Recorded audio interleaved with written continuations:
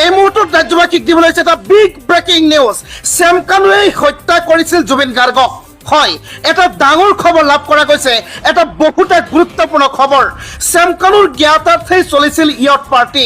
ছিংগাপুৰৰ পৰা আহি পৰিছে এটা বহুতে ডাঙৰ খবৰ, যিটো আপুনি শুনিলে আপোনাৰ বুকু কঁপি উঠিব। হয়, শ্যাম কানুৰ জ্ঞাতাৰ্থেই চলিছিল ইয়ট পাৰ্টি। ছিংগাপুৰৰ পৰা আহি পৰিছে এক নতুন তথ্য,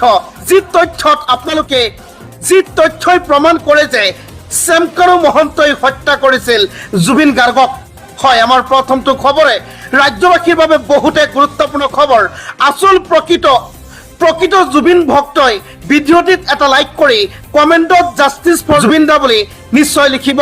ইয়াৰ লগতে সিদ্ধাৰ্থ শৰ্মাৰ বিষয়ে আহি পৰিছে এক ডাঙৰ খবৰ। কেতিয়াও গ্ৰেপ্তাৰ নহয় সিদ্ধাৰ্থ শৰ্মা, কাৰণ সিদ্ধাৰ্থ শৰ্মা বিজেপিৰ এজন কৰ্তা ধৰ্তা।